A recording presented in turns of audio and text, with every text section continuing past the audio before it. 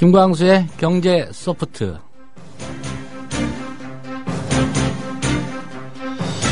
네, 1월 15일 순서입니다. 오늘도 한국 경제의 진정한 길잡이 김광수 경제연구소의 김광수 소장님 그리고 길경식 이사님 함께 하겠습니다. 안녕하십니까? 네, 안녕하세요. 안녕하세요. 예, 광고 듣고 잠시 후에 돌아와서 본격적인 얘기 나눠보겠습니다. 재수씨 결혼 축하드립니다. 앞으로도 행복하고 결혼 축하하고 오래오래 행복하게 되시고 나의 미래 결혼 생활을 진심으로 축하해줄 사람들과 같이 하는 소규모 결혼식을 생각하고 계신가요?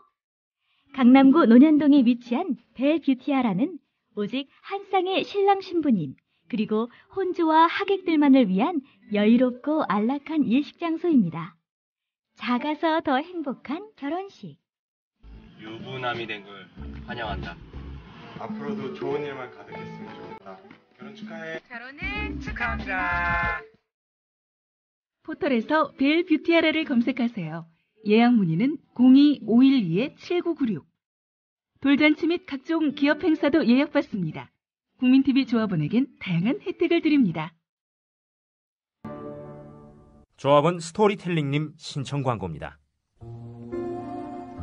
겨울철 최고의 별미 과메기. 고기 한 점에 마늘 쪽파를 얹고 미역 줄기로 둘둘 감아 초장을 찍어 먹는 환상적인 맛. 피부엔 탄력을 주고 성인병 예방과 숙취에도 좋은 과메기. 포항 죽도어시장 상인 협동조합이 포항 구룡포 덕장에서 천연 동결 건조 방법으로 말려 꼬들꼬들하고 맛깔나는 최고의 과메기를 국민TV 조합원들에게 특별 판매합니다. 이거 뭐길래 이렇게 맛있나요? 포항 구룡포 과메기입니다. 010-9896-8282 010-9896-8282로 전화주시면 총알 배송해드립니다. 다음은 무엇일까요? 겨울밤 야식으로 숙취와 감기 예방에 좋은 과일입니다. 겉은 쫄깃하고 속은 부드럽고. 정답! 반건씨? 네, 맞습니다. 국민TV 조합원 청도님이 직접 수확한 진시황 반건씨. 연말연시 명절에 선물 고민하지 마세요. 최고의 선물 반건씨로 끝내세요. 010-2128-2644 010-2128-2644 다음 검색창에 진시황 반건씨를 검색하세요. 나라가 이꼴인데 맛있는 반건씨라니.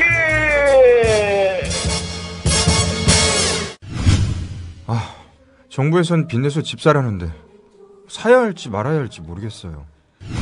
사회생활 하려면 경제 지식이 필수인데 어디서 마땅히 배울 데도 없고. 뉴스를 봐도 뭔 소리인지 한 개도 모르겠고 누가 좀 속 시원히 알려줬으면 좋겠습니다. 아직도 신문이나 주간지를 통해 정보를 얻으시나요? 이제 보다 정확하고 심도 있는 실시간 현실 경제 정보를 받아보실 수 있습니다. 대한민국 대표 민간 싱크탱크 김광수 경제연구소. 김광수 경제연구소의 경제시평으로 현실을 꿰뚫어 보십시오. 가입 문의는 031-908-0172. 검색창에 김광수 경제연구소를 검색하세요. 네, 오늘 첫 번째 주제부터 좀 얘기를 해보겠습니다. 정부가 계속해서 공공기관의 구조개혁 얘기를 하고 있는데요. 특히 지난달 31일이었죠. 공공기관 정상화 계획을 발표했습니다. 네. 우선 어떤 내용을 담고 있는지를 좀 살펴봐야 될 것 같은데요. 네, 정부가 공공기관들의 모든 자산에 대한 매각 가능성을 원점에서 재검토하고 공공기관의 복리 후생은 공무원 수준으로 낮추라고 지시했다고 합니다. 정부는 지난달 31일에 공공기관 운영위원회를 열고 공공기관 정상화 방안의 실행 계획으로 부채 감축 계획 운영 지침과 방만경영 정상화 계획 운영 지침을 심의 의결했다고 합니다. 이에 따라서 기관별로 부채 감축 계획과 방만경영 정상화 계획을 1월 말까지 기재부에 제출해야 합니다. 그리고 이를 토대로 기재부에서는 정책 패키지를 마련하고 올해 3분기께 중간평가를 실시할 예정이라고 합니다. 예. 구조개혁, 공공기관 구조개혁 이야기죠? 네. 될 것 같아요. 뭐 하도 많이 들어서요. 예. 이제 공공기관 구조개혁과 관련해서는 이제 사실 굉장히 좀 어려운 점들이 많이 있습니다. 예. 공공기관 구조. 첫째는 아마 이제 그 아시는 분도 많이 계시겠지만 대부분의 이제 공공기관들이 옮겨가죠. 지방으로 옮겨가죠. 그렇죠. 네. 지방 이전을 하기로 네. 이제 했고 이미 간 곳도 있고 거의 지금 간 곳은 몇 군데 안 되고 예. 이제 그 올 연말 늦어도 이제 2015년 초까지는 다 옮겨가겠다라고 이렇게 이제 약속을 한 상태거든요. 예. 원래 법적으로는 2012년 말인가 13년 말, 작년 말까지 다 옮겨갔어야 되는데 실제로는 못 갔거든요. 근데 이제 그 지방으로 다 이제 옮겨가야 되는데 옮겨가면서 구조조정, 구조개혁하라고 이렇게 하는 거거든요. 옮겨가는 공공기관들에 대해서. 그러면 원래 그 2012년 말까지 옮겨갔어야 되는데 옮겨가지 않은 가장 큰 이유는 물론 이제 옮겨가고 싶은 생각이 없었기 때문에 예. 그렇겠지만 그 가장 많이 나왔던 핑계가 뭔지 아세요? 왜 너 가라고 그랬더니 너 안 갔어. 부산으로 가. 너는 광주로 가. 대구로 가. 그랬는데 안 갔어요. 안 간 기관들이 공공기관들에서 이제 나온 핑계 중에 가장 많은 그 핑계가 뭔지 아세요? 이전 비용이 많이 든다는 얘기입니까? 그 청사가 안 팔려서. 예, 안 팔려서. 기존의 청사가 안 팔려서. 안 팔려서 이제 못 간다. 돈이 없어서 이렇게 해야 된다. 뭐 이렇게 이제 됐죠. 근데 지금도 이제 그 공공기관 구조개혁 관련해서는 일단 공공기관 이전이라는 문제가 가장 지금 핵심으로 지금 자리 잡고 있죠. 예. 이건 절대적으로 일단 가야 됩니다. 왜냐하면 이건 이제 이미 오래 전부터 벌써 이렇게 두세 차례 정부를 거치면서 결정된 사항이었기 때문에 가야 되거든요. 정책적인 일관성이라는 면에서도 굉장히 중요한 겁니다. 사실 어디로 가느냐를 놓고도 이제 지방에서는 여러 가지 이미 결정이 됐죠, 이제. 논쟁 과정을 거쳤고요. 그렇죠. 예. 그렇죠. 그래서 이미 다 확정이 됐죠. 옮겨갈 기관들 어디로 이렇게 간다라고 다 확정이 됐고. 근데 이제 사실 공공기관들이 지방으로 옮겨가게 되면 어쨌든 간에 지역 경제 활성화라든지 균형 발전에 상당히 뭔가 그 계기가 될 수가 있습니다. 첫째는. 예. 그다음에 이제 두 번째는 공공기관을 이제 지방으로 옮겨가라고 했는데 구조개혁 하라고 하면 지방자치단체는 좋아라 그럴까요? 싫어라 그럴까요? 싫겠죠. 아무래도 덩치가 줄어드니까. 작아서니까요. 예. 싫어하겠죠. 그러니까 이제 뭐 그런 문제들이 지금 이렇게 알게 모르게 지금 이제 깔려 있어요. 예. 그다음에 이제 그 공공기관들한테 특히 무엇보다도 빚이 너무 많아가지고 빚을 이제 줄여라. 더 이상 빚을 줄여라. 뭐 늘리지 마라. 이렇게 했는데 빚을 더 이상 안 늘리려고 해도 어쩔 수 없이 늘어날 수밖에 없는 빚이 있죠. 뭘까요? 이미 빚진 것에 대해서는 진 빚에 대해서 이자를 갚는 그렇죠. 비용. 이자는 내야 되잖아요. 네. 그 이자 비용이 한 15조, 20조 정도 되죠. 금리 올라가면 더 많이 늘어나죠. 그러니까 지금 공공기관 부채 규모가 거의 뭐 5, 600 정확하게 수치는 제가 기억을 못 하겠는데 한 600조 가까이 됩니다. 예. 그래서 600조 되는데 단순 계산으로 그 연리 4%로 계산하면 24조 원. 예, 24조 원이죠, 1년에. 예. 그러니까, 이자만요. 그렇죠. 그러니까 이자만 24조 원이니까 이제 원금 상환에까지 치면은 지난주 경제 단신에서 나갔었나요? 경제 시평이었던가요? 경제 단신이었던가요? 네. 공공기관들의 이제 부채 상황과 2014년 올해 갚아야 될 부채 규모가 140, 50조 정도 되던가요? 그 정도 됩니다. 원금 예. 상환 만기 도래한 금액이. 거기에 이제 이자까지 그렇게 갚아야 되니까 상당하죠. 정부 국채도 마찬가지고. 근데 어쨌든 그 부채를 너무 이렇게 이제 부채가 너무 많이 늘어나서 부채를 늘리지 마라. 그래서 이제 부채를 이렇게 줄여라. 해서 나온 게 있는 자산 다 이렇게 당장에 불필요한 것들은 좀 팔아라. 이런 말이 나왔거든요. 예.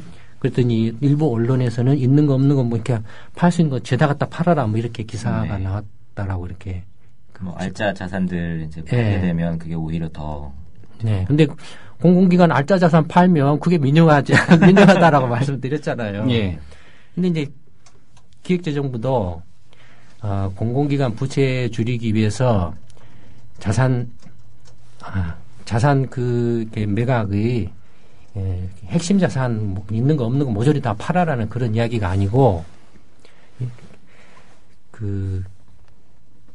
당장의 불효불급한 자산들 그걸 계획적으로 좀 이렇게 팔아라 뭐 이제 이런 취지지. 예.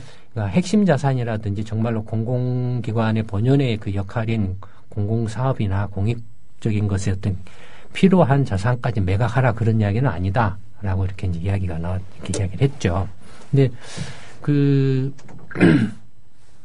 공공기관 이제 구조 개혁이 사실상 거의 불가능하다라고 보는 결정적인 또 그 요인 중에 하나가 뭐냐면 2008년 이제 이명박 정권이 출범하고 이제 글로벌 금융 위기가 발생을 했죠. 그러면서 이명박 정권이 뭐 경기 부양이다 뭐다 뭐 하면서 또 뭐 녹색 경제다 뭐 지금 박근혜 정권은 이렇게 창조 경제다 이렇게 하고 있잖아요. 예. 녹색 경제다 해가지고 4대 강에 뭐고 막 이제 진로됐잖아요. 어쨌든 그게 헛발질이고 다 부실화됐어요. 그렇지만 공공기관들이 이명박 정권 5년 동안에 365조에 달하는 부채가 늘어났거든요. 예. 그럼 그 부채가 늘어난 만큼 어쨌든 간에 그 기간 동안에는 경제 성장률에 기여를 했다 이거예요. 빚으로요. 빚으로. 예. 그게 다 이제 부도나고 부실화되고 했지만 어쨌든 그 기간 동안에 그 350조, 60조가 달하는 어마어마한 빚을 내 가지고 그 덕분에 경제 성장률 수치가 그나마 조금 나아졌다 이거예요. 어쨌든 GDP에 반영이 됐으니까요. 그렇죠. 예. 근데 그걸 이제 더 이상 빚내지 마라라고 하면 어떻게 될까요? 경제 성장률이 낮아지겠네요. 다 마이너스로 떨어지겠죠. 그러니까 못한다 이거예요. 구조개혁이 불가능하다 이거예요. 공공기관들이 빚내가지고 막 쏟아부어서 이렇게 몽터리 사업이 됐든 뭐 이렇게 부실화되든 뭐든 상관없이 이명박 정권 때처럼 말아먹는 그런 사업을 이렇게 지금도 하지 않으면 성장률 유지를 못한다라는 거죠. 예.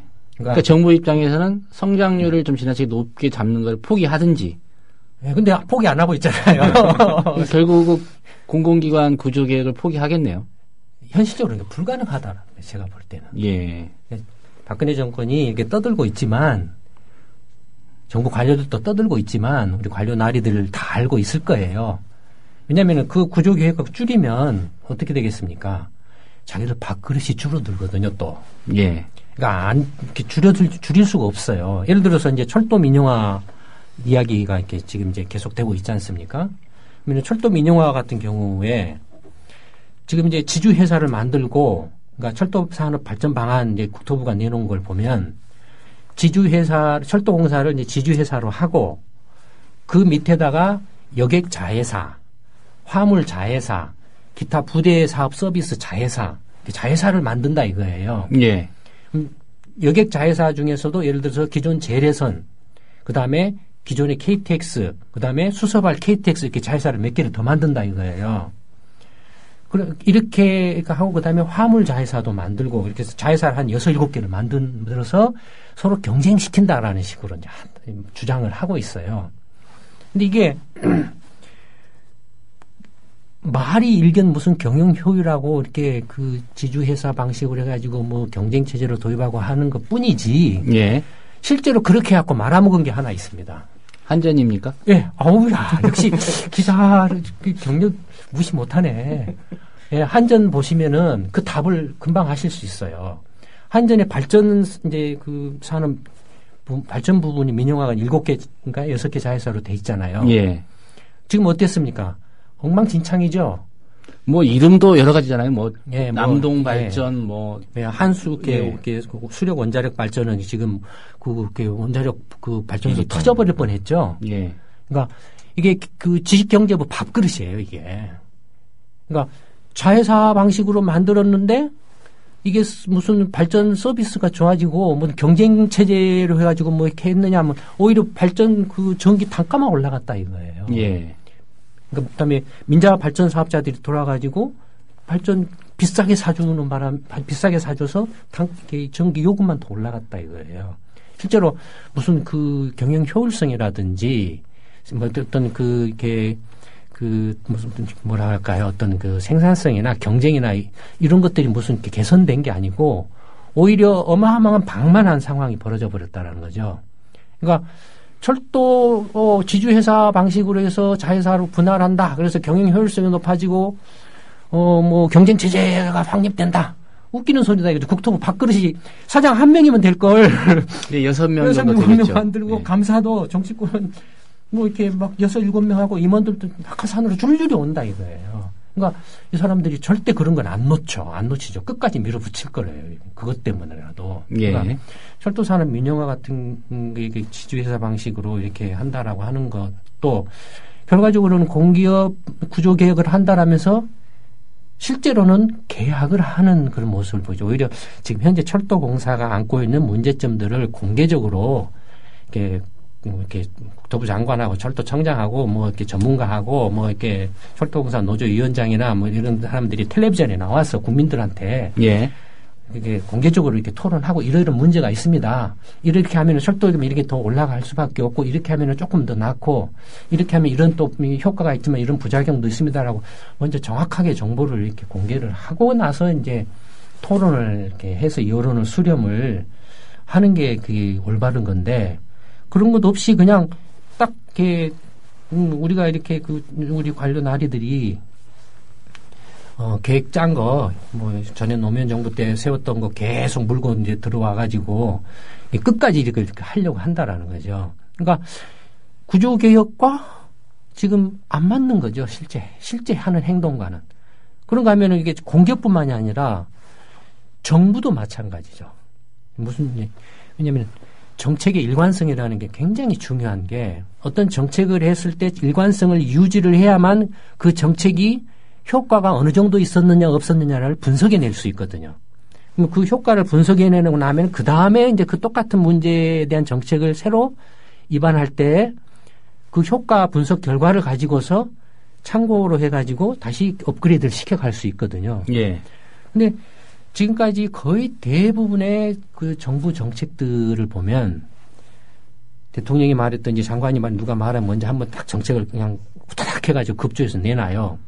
그래놓고 그 정책을 무력화시키는 또 반대 그 정책이나 조치나 시행령을 내놔요.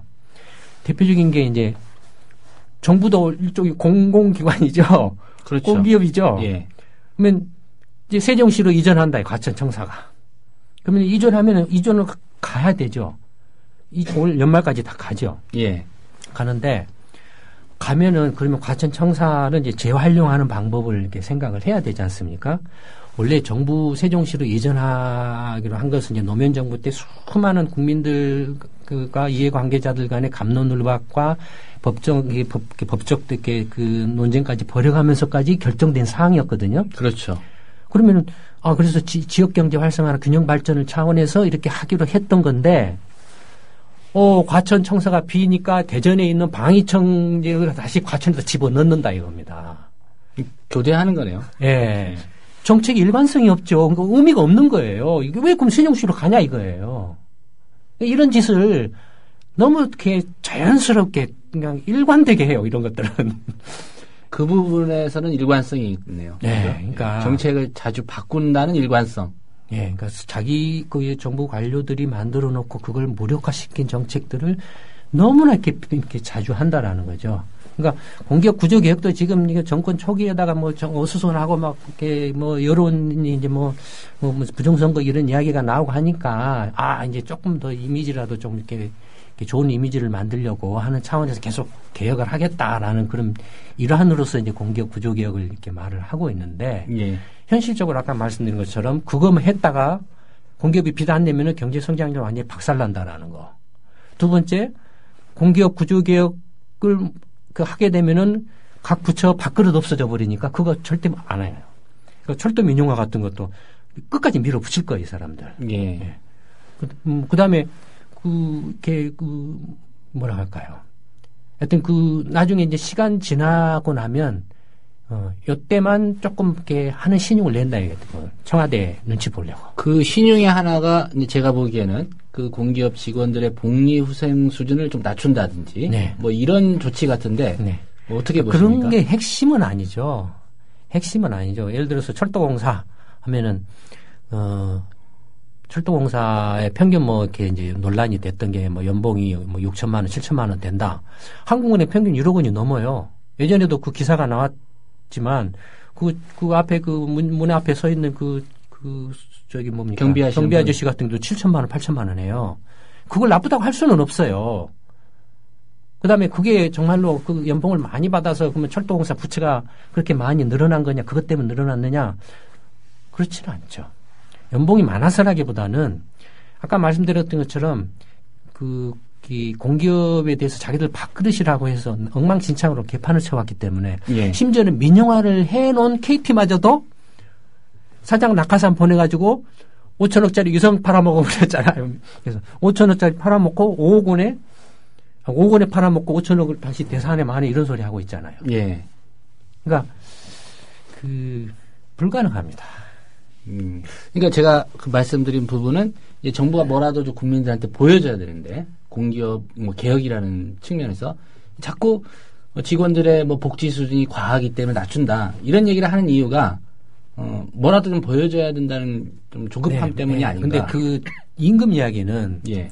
그 본질을 갖다가 호도하는 이야기라고 보여집니다. 일부 이제 보수 언론들이 철도공사 노조 파업과 관련해서 고액 임금 받아갔다 저 사람들 그래서 배부른 소리 하고 있다 뭐 이런 식으로 이야기를 하고 있는데 그 근본적인 책임과 원인은 이렇게 방만한 그런 그 낙하산 인사와 방만한 경영을 이렇게 자기들 밥그릇이라고 생각하고 방만한 경영을 스스로 이렇게 좀 심하게 말하면 유도했다라는 거죠. 예. 그러니까 그런 거고 그다음에 분명 철도공사 같은 경우는 과잉 인력 부분이 있습니다. 왜냐하면은 전체 매출액의 50%가 인건비거든요. 철도공사에. 근데 문제는 뭐냐면은 전에도 말씀드렸지만은 과거 그 공기업들이 이제 희생양이 된 부분이 있어요.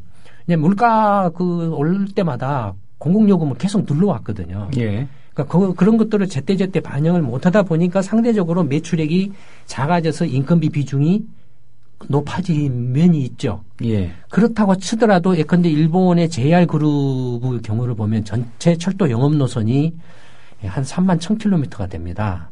근데 전체 그 철도 이제 산업에 종사하는 종사자가 한 20만 명 조금 넘습니다. 예. 한국의 경우에는 전체 철도 영업 노선이 한 3,700km가 돼요. 철도공사 홈페이지에는 8,500km라고 있는데 중복으로 올려놨어요. 이런 것들도 문제입니다. 실제로는 3,700km 됩니다. 3,700km에 뭐 이래저래 그 철도공사의 철도 산업에 종사하는 인력이 3만 명이 넘습니다.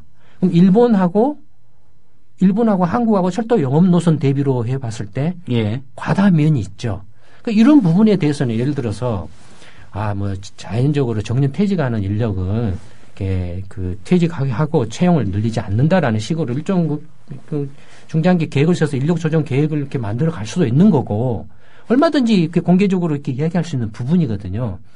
근데 이걸 그러니까 인력 과다의 문제이지 6천만 원, 7천만 원 그 이야기가 아니거든요. 그게 문제 핵심은 아니거든요. 실제 문제 핵심, 진짜 핵심은 전에 말씀드린 것처럼 용산 역세권 개발해서 말아먹은 거, 예. 그다음에 인천공항 같은 거, 그다음에 온갖 뭐 경의선이라는 데 역사 건설에서 엉망진창으로 엉터리로 사업 벌려가지고 부채가 이렇게 엄청나게 많이 늘어난 거. 이런 것들이죠.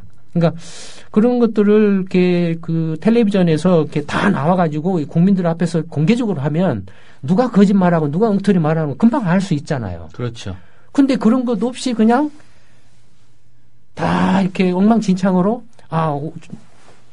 6천만 원, 7천만 원 저 아주 나쁜 사람들입니다. 뭐 이런 식으로 정부 관료들이나 일부 언론이나 뭐 새누리당이고 뭐 대통령 이런 식으로 공격을 한다 이거예요. 그 실상을 모르는 게 아닐 텐데 일부러 그런다고 봐야 되겠죠? 언론도 마찬가지고요. 예, 일부러 그런 부분도 있고 또 진짜로 무식해서 몰라서 하는 부분도 있고. 예, 두 가지가 겹쳐 있다라고 생각됩니다. 어쨌든 그렇습니다. 이 공기업, 이 구조개혁 관련해서는 그런 부분들이 있습니다. 네. 뭐 다음 이야기는 이제 철도노조 파업이 어쨌든 끝났습니다. 이제 문제는 이제 의사협회입니다. 뭐 주말 그리고 뭐 얼마 전에도 또 한 번 집회가 있었고요. 네. 총파업을 지금 예고한 상태입니다. 정부가 본인들의 주장을 들어주지 않으면 3월경부터 이제 총파업에 돌입하겠다 이렇게 예고를 해놓은 상태인데요. 이게 철도 파업과 마찬가지로 이제 민영화다 또 이 영리화로 가는 거 아니냐 이렇게 좀 주장을 하고 있는데요. 의협이 파업을 하겠다는 이유 네. 어떤 내용 때문이죠? 일단은 정부의 원격 의료 도입과 의료법인의 자회사 허용 등에 대해서 이제 반발하면서 대한의사협회가 3월 3일부터 총파업에 들어가기로 결정을 했다고 합니다. 다만 정부의 입장의 변화에 따라서 유보될 수도 있다고 단서를 달아서 실제로 이 파업을 감행할지는 아직 불투명한 상황이라고 합니다.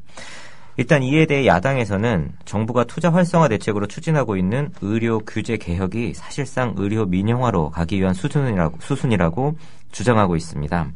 반면 여당에서는 국민의 건강을 볼모로 한 파업은 안 된다고 밝히면서 지금의 규제 개혁은 이미 김대중 정부나 노무현 정부 때부터 추진되었던 계획들이라며 민주당이 반대를 위한 반대를 하고 있다고 반박에 나섰습니다. 한편 또 정부에서는 오늘 경제혁신 3기년 계획의 추진 배경을 설명하면서 비정상적인 지대 추구 문제를 거론을 했습니다. 그러면서 의료법인의 영리 자회사 설립을 통한 투자 유도 등이 의료 민영화 논란으로 확산된 배경에는 한국 사회의 지대 추구 행위가 이미 상당 부분 고착화됐기 때문이라고 말을 했습니다. 사실 우리 청취자분들 잘 모르실 건데 우리 이제 문희정 아나운서가 이렇게 교체되고 대신에 국민 TV의 최고 미인인 PD가 지금 계세요. 우리 민 PD께서는 지금 영리 법인화에 대해서 어떻게 생각하시나요? 얼굴이 빨개지셨네? 당분간은 이제 신비주의 전략으로. 예. 근데 저는 국민 TV가 우리 김영임 그 PD님이 한번 PD한테 한번 이야기를 해야 될 것 같은데. 예. 국민 TV 조합원을 배로 늘릴 수 있는 좋은 방법을 놔두고 계속 지금 이렇게 먼 길을 가고 있는 것 같아요. 말씀을 해주시죠. 국민 TV 홈페이지에다가 우리 지금 미인 PD를 딱 모델로 세우면 금방 배로 늘어날 것 같아요. 다음 주 경영위원회 한번 안건으로 네, 제안을 해보겠습니다. 진짜로 왜 국민 TV는 미인계를 안 쓰는지 모르겠어요. 우리는 없어서 못 쓰지만 길경식 이사님이 홈페이지 메인을 장식하고 있습니까? 저희는 소장님이 장식하고 계십니다. 저희는 없어요. 없습니다.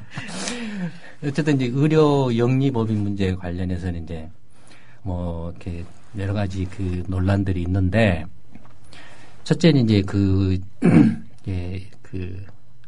원격 진료 이야기하고, 그다음에 이제 영리병원, 법인병원, 영리사업 자회사 허용, 법인 약국 설립 허용, 이 세 가지가 이제 핵심, 쟁점이죠. 예, 얼마 전에 약사들도 입장을 좀 밝히고 그랬던 것 같습니다. 예. 그래서 이제 이거에 대해서 저번에도 한번 간단하게 말씀을 드렸는데, 이 세 가지에다가 하나 더 붙이자면, 건강보험 재정 문제가 하나 더 이제 들어옵니다. 네, 재정 문제가 네 가지인데, 첫째는 이제 원격 진료 문제는 지난번에 말씀드렸던 바대로 산간벽지나 섬 같은데 수십 킬로 떨어져 있는 데다가 무슨 해상도 높은 엄청난 그런 원격 진료 시스템을 놓냐 이겁니다. 노인네들 이렇게 몇 분 계시는 거, 한두 분 계시는 걸 위해서 그걸 다 까냐 이겁니다. 엄청난 투자를 해가지고. 예. 그러니까 투자 대비 효율성이 너무 나빠요, 이런 건. 그리고 실제 현재도 이미 보건소나 보건지소들이 이미 상간 벽지라든지 섬이나 이렇게 병원선들이 정기적으로 이렇게 순례를 순진을 하고 있거든요. 예. 그러니까 그런 식으로 하는 게 훨씬 더 이렇게 효과적이고 효율적이지.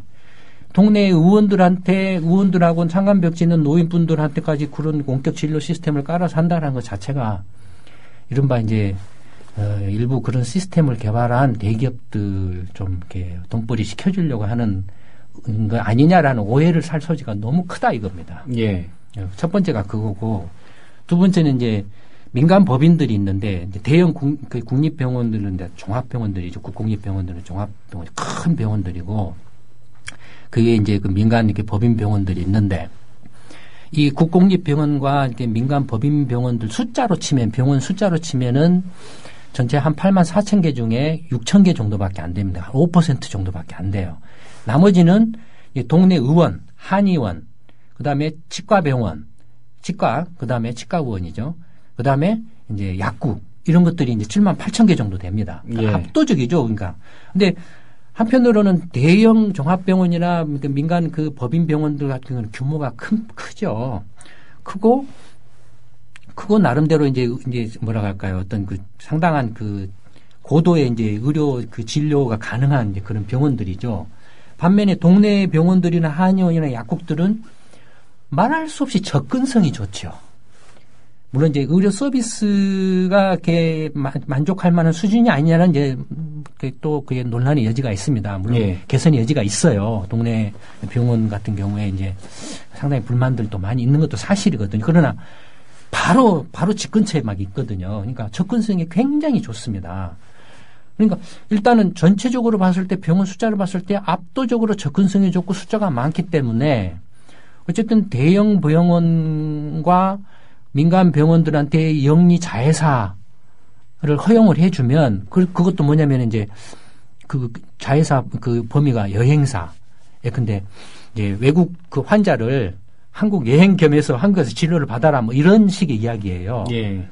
그다음에 뭐 그 호텔, 온천, 그다음에 그 무슨 그 뭐죠?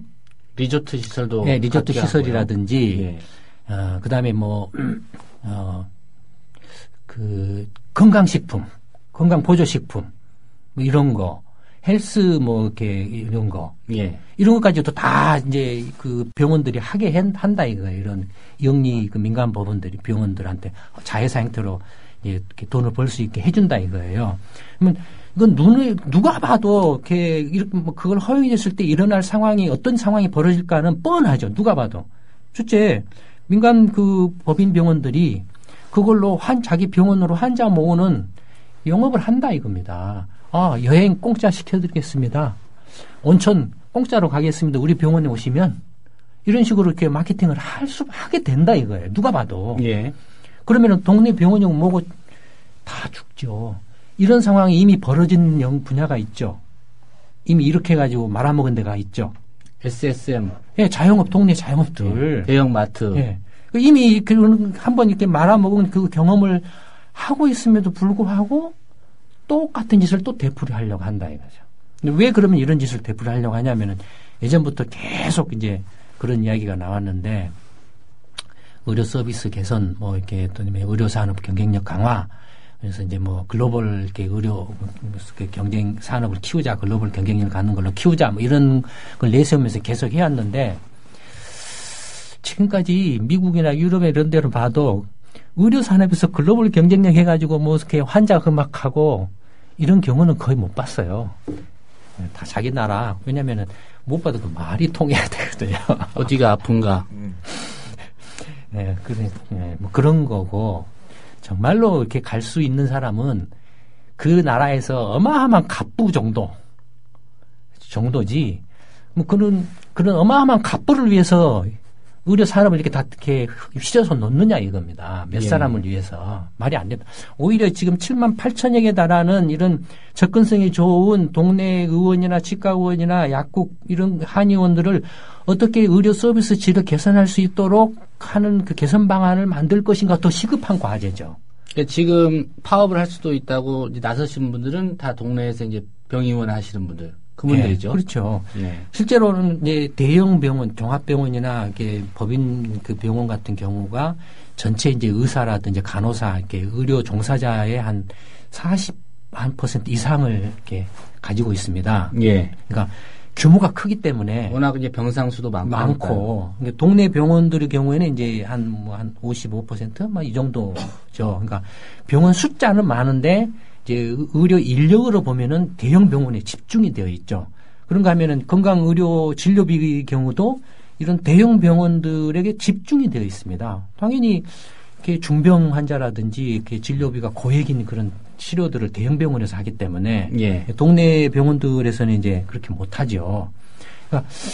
그러니까 그런 문제가 있는데 그러한데도 그런 상황인데. 더욱더 이제 영리 법인을 하게 되면 더욱더 이제 실질적인 집중이 일어나 버리죠. 실질적으로. 지금 그런 경제 전체로 그런 집중 논란이 일어나고 있는 분야가 하나 있죠. 엊그저께인가 어제도 그 뉴스가 나왔죠.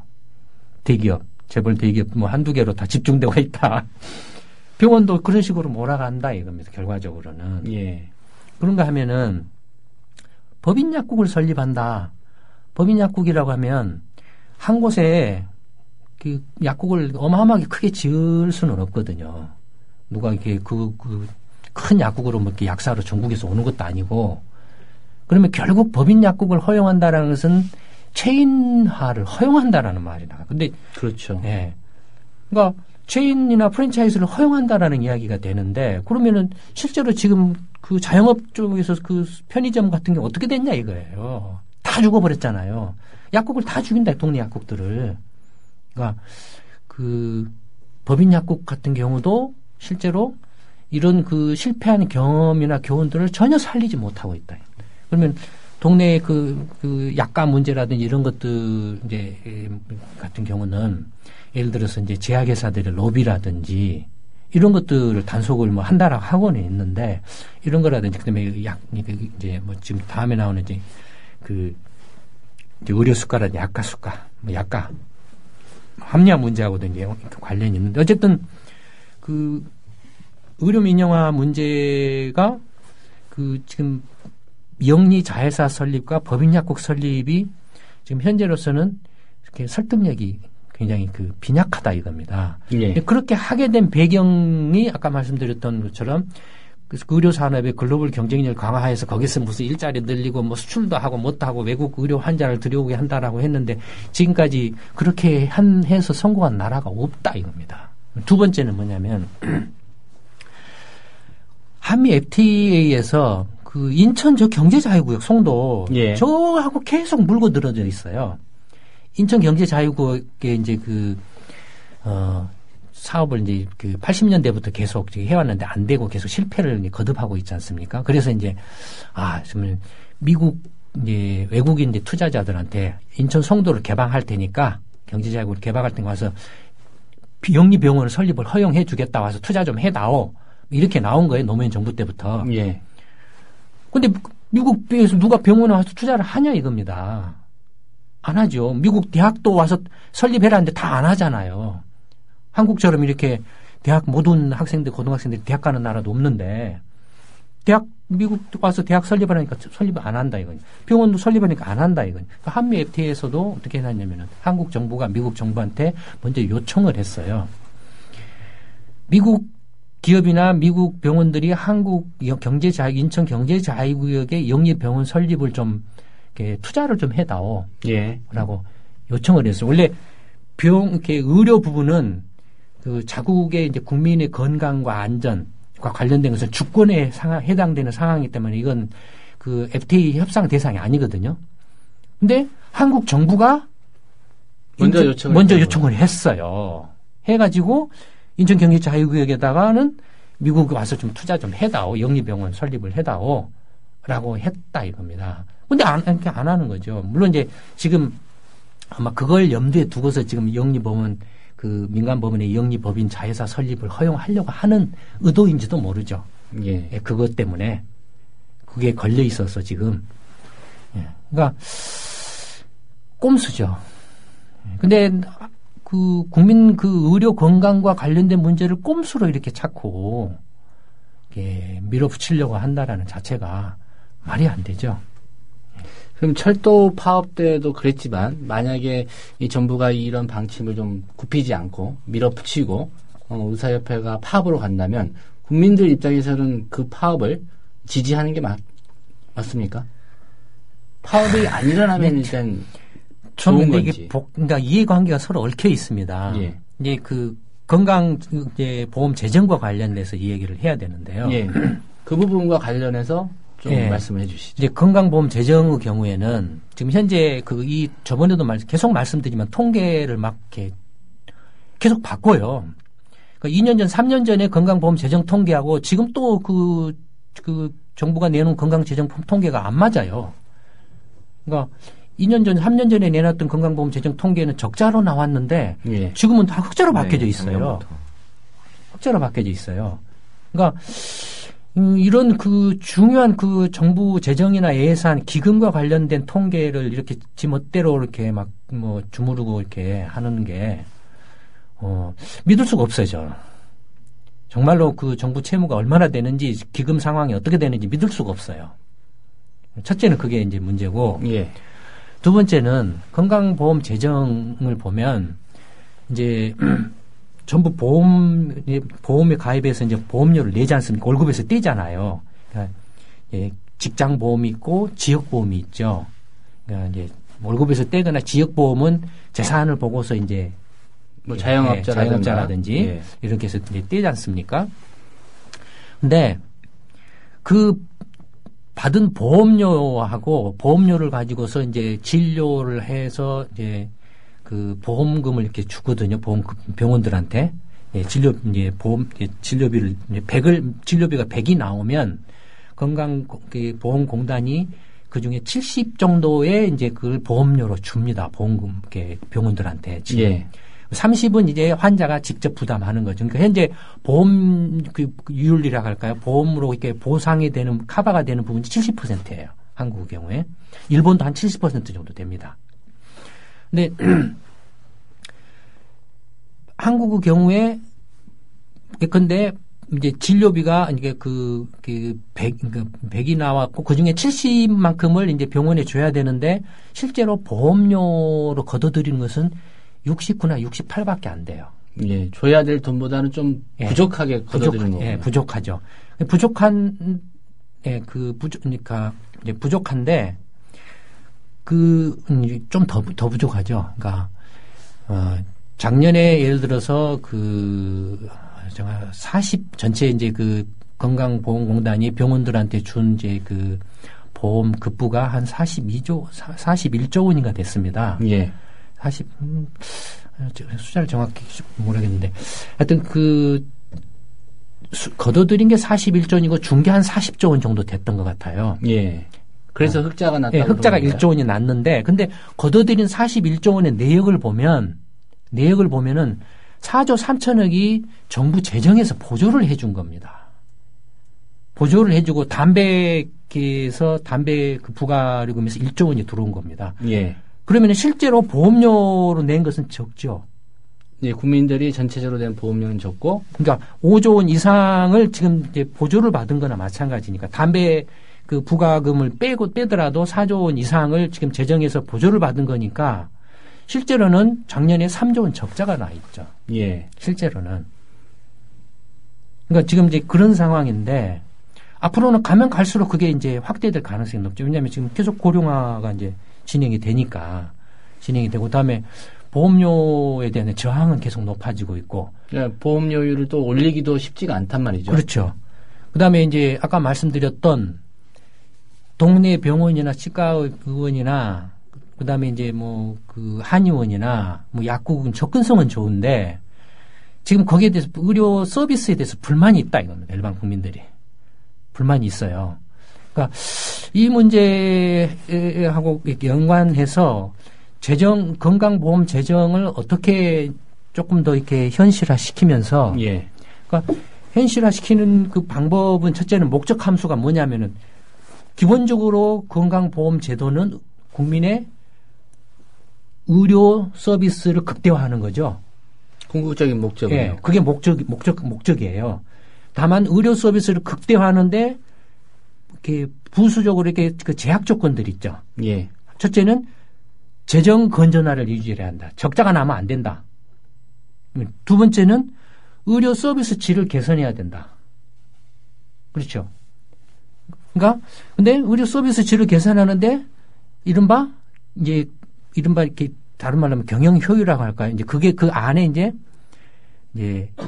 의료 수가 문제라든지 약가 문제가 들어가 있죠. 예. 그러니까 어떻게 서로 동네 병원들이나 아니면 약국이 만족하면서도 또 일반 국민들 입장에서도 이 정도는 내가 부담할 용의가 있다. 그 선. 이런 것들을 어떻게 최적점들을 찾아내서 만들어내느냐가 사실은 이제 과제죠. 과제인데, 근데 의사협회 같은 경우는 무조건 하고 의료 수가가 낮다라고 주장을 하고, 뭐 이렇게 또 약사협회는 또 약가가 문제다. 국민들은 국민대로 불만이다. 이렇게 돼 있거든요. 예. 근데 이렇게 되어 있는 가장 그 불만은 평행선을 그을 수밖에 없어요. 지금까지 계속 평행선을 그어왔어요. 왜 그러냐면 건강보험제도나 의료 서비스, 의료 산업에 대해서 제대로 공개를 이렇게 안 하고 있기 때문에 그렇습니다. 정부가요? 그러니까 이런 문제들에 대해서 대통령이 하다못해 대통령이 아니면 그러면 대통령이 가장 좋은 건 대통령이 직접 텔레비전에 나와서 각 이해 당사자들 불러 모아가지고 텔레비전에서 공개적으로 이야기하면 되죠. 이 문제는 이렇고 저 문제는 저런데 이건 이렇게 어떻게 했으면 좋겠습니까? 정부 안은 이겁니다. 야당 안은 이겁니다. 뭐 여당 안은 이겁니다. 의료협회 안은 이겁니다. 뭐 이렇게 약사협회 안은 이겁니다. 그다음에 시민단체나 국민들 쪽 안은 이겁니다. 이렇게 해가지고 서로 이렇게 공개적으로 하면 되죠. 근데 이런 것들을 다 모른다 이겁니다. 모르고 전부 다 자기 편할 대로 자기 편하게만 갖다가 주먹구구식으로 내놓고 목소리만 키워서 서로 싸움을 하고 있다 이겁니다. 자기 입장만 강조를 하는 거군요. 네. 그 문제가 해결이 안 되죠. 힘센 사람 이기는 거죠. 그래서 결국에는 어디로 가냐면은 선거 때 이제 누가 나한테 표를 주느냐로 글이 흘러가 버린다라는 겁니다. 그러니까 결국 지금 논란도 의료 건강보험 흑자 나니까 그 돈을 어떻게 할 거냐 막 그 나눠먹을 거냐 난리가 나 있어요. 근데 그게 정부 재정에서 지금 4조 3천억, 4조 5천억 매년 그런 정도의 지원을 받아서 지금 그런 상황인 거거든요. 예. 뭐 그 안에 왜 그럼 정부는 뭐 때문에 그러냐? 뭐 여러 가지 이유가 있을 수 있죠. 뭐 예를 들어서 이제 소득이 안 되는 사람이라든지 고령자라든지 또 뭐 공무원들은 또 의료 뭐 이렇게 보험 혜택이 더 많다든지 좀 적게 낸다든지 뭐 이런 것들이 있을 수 있죠. 그러니까 하여튼 그런 것들을 좀 더 체계적으로 잘 정리해가지고 국민들이 이해하기 쉽고 그래서 뭐가 문제고 뭐가 이렇게 논점이고 쟁점이고 그에 대해서 어떤 그 대안들이 있고 각자 주장은 어떤 입장이고 이런 것들을 체계적으로 탁 해서 설명을 해주면 그리고 텔레비전에 나와서 이야기를 하면 다 이렇게 생각할 힘이 있거든요. 합리적으로 판단할 능력이 되거든요. 그런 것도 없이 그냥 지 맘대로 해버리려고 한다 이겁니다. 의료산업 발전 그래서 말은 투자 활성화예요. 박근혜 정권이 이렇게 내세운 것은. 예. 아까도 되풀이해서 말씀드리면 세계적으로 의료산업 투자해가지고 그 환자가 다른 나라 가가지고 이렇게 한 나라 거의 없어요. 예. 예. 그러니까 뭐 철강 강국이라든지 무슨 뭐 전자 강국 이건 좀 딱 떠오르는데 의료 강국은 어디입니까? 의료산업이라고 하면 실제 의료산업에는 다국적 제약사. 왜냐면 신약 개발 능력이죠. 그다음에 의료 장비죠. 예. GE라든지 필립스라든지 엄두를 못 내요. 이런 데가 지금 시급한 건 놔두고 지금 말도 안 되는 병원 가지고 난장판을 치고 있다 이겁니다. 한국의 병원 가보세요. 세계에서 고가 장비는 또 많이 이렇게 사다 드는 거죠. MRI고 뭐고 이렇게 갖다 놓고 막 찍어대요. 그러니까 미국 다음으로 많이 찍어대요. MRI 미국이 참 많이 미국 병원. 예를 들어서 그다음에 또 하나는 의료 민영화 내지 영리화 해가지고 망한 나라가 있습니다. 재정이 그것 때문에 파탄이 나 버렸다고 해도 과언인 나라가 있어요. 어딘지 아세요? 미국입니다. 지금 건강보험이 우리보다 좀 안 돼 있는 상황 아닙니까? 지금 이제 오마케 해가지고 거의 이제 계속 진행 중에 있는데, 그렇죠. 전 이제 국민 대상으로 이렇게 하고는 있는데, 미국의 의료보험 재정 적자가 1년에 1조 달러에 달합니다. 1,000조 원이 좀 넘는. 그러니까 한국 GDP예요. 예. 의료보험 재정 적자 하나가 한국 1년 경제 규모예요.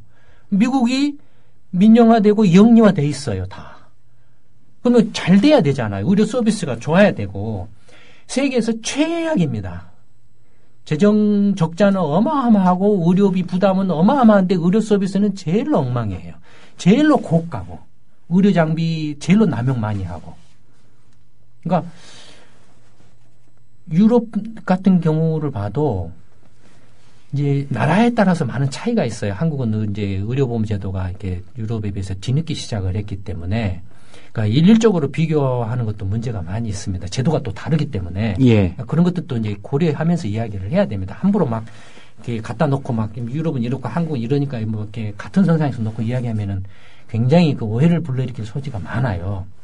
그러니까 어쨌든 유럽 같은 경우도 의료 재정 문제가 상당히 이렇게 재정 적자의 큰 이제 주범 중에 하나죠. 영국 같은 경우는 다들 아시는 것처럼 그 이제 이른바 이제 의무 의료 제도죠. 무료죠. 사실 다 세금으로 내는 거죠. 병원 가면은 한국은 아까 말씀드린 것처럼 진료비가 100이 나오면 30은 자기가 부담으로 내잖아요. 병원에 가서 감기 걸려서 병원에 가도 막 2, 3천 원은 내잖아요. 10,000원 진료비가 나오면 7,000원은 이제 건강보험에서 이렇게 나오고. 그렇죠. 영국은 감기 걸려서 병원에 가면 10,000원 다 그냥 보험에서 처리를 해주고 환자가 내는 돈이 없다 이겁니다. 그런 제도다 이런 거죠. 프랑스 같은 경우라든지 독일 같은 경우라든지 뭐 이렇게 조금씩 다 달라요 제도가. 근데 어쨌든 그런 나라들의 경우에도 지금 그 건강보험 재정 문제가 사실은 상당히 그 나라 재정 적자의 주범이에요. 예. 그러니까 그런 걸 보고서 우리가 보고 배워야죠. 우리는 그런 그 오류를 잘못을 이렇게 같이 따라가면 안 되죠. 뭐가 문제였고 하는 걸 좀 더 치밀하게 연구하고 해서 한국 일반 국민들이 이렇게 납득할 수 있고 만족할 수 있는 의료 서비스와 의료비 부담 그러면서도 의료 산업 병원이라든지 약국이라든지 뭐 한의원이나 이런 데들이 치과 병원들이 같이 공생할 수 있는 그런 틀을 만들어야 된다. 그런 틀을 못 만들면은 이제 일본 꼴이 됩니다. 일본이 지금 그게 지금 걸려버렸거든요. 그러니까 한국은 지금 이렇게 아직은 심각한 상황까지 갔다라고 가지는 아직은 이렇게 그 의료 보험에 관한 심각한 정도까지는 갔다라고 보기는 어려워요. 예. 지금이라도 체계적이고 합리적인 제도를 다시 재정비할 필요가 있다라고 그렇게 생각을 합니다. 예. 무엇보다도 말씀하신 대로 이제 건강보험 재정을 좀 투명하고 정확하게 공개하는 일이 좀 선행이 돼야 될 것 같습니다. 공개는 되어 있죠, 전부. 공개는 되어 있는데 홈페이지에도 나와 있고 그러지 않습니까? 다 있죠. 근데 그걸 이제 이런 논란이 됐을 때 국민들이 알기 쉽게 잘 정리해서 뭐가 문제고 그래서 뭐가 이제 그 쟁점이고 이에 대한 안들이 어떤 이제 각자의 주장은 어떻고 그래서 그 대안들은 어떻고 하는 것들을 공개적으로 해라. 이거 텔레비전에 나와서 대통령이나 장관이나 아니면 각 이해 당사자들이 나와가지고 계속 반복적으로 해라. 왜냐면은 그거 뭐 그 국민들 입장에서 의료 수가 올라가면 건강보험료 올라가면 다 반발한다 이겁니다.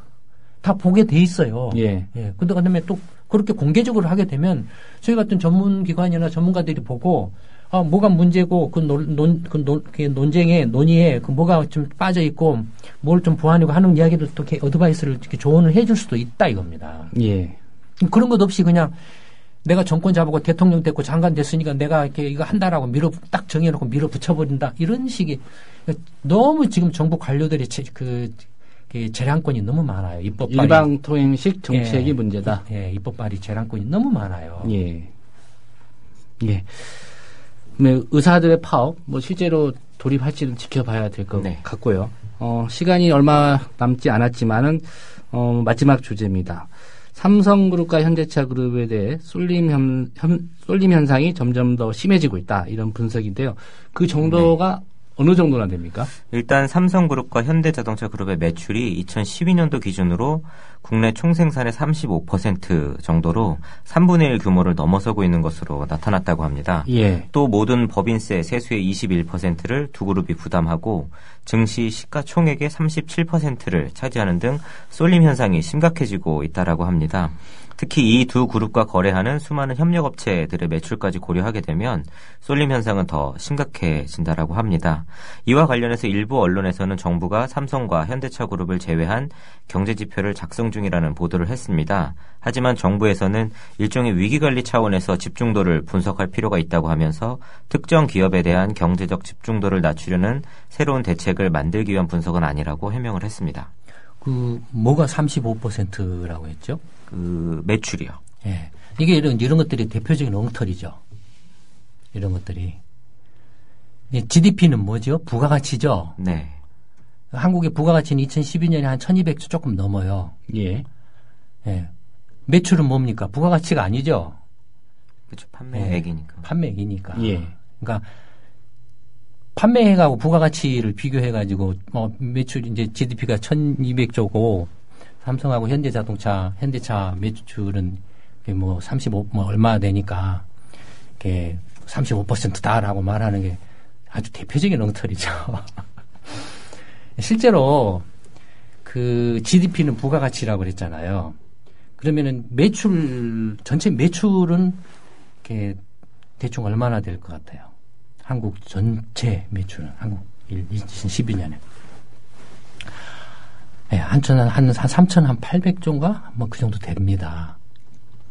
그러니까 3,800조를 기준으로 해서 삼성그룹하고 현대차 매출을 비교를 해야죠. 그러면 10% 선? 네, 한 14%나 15% 정도.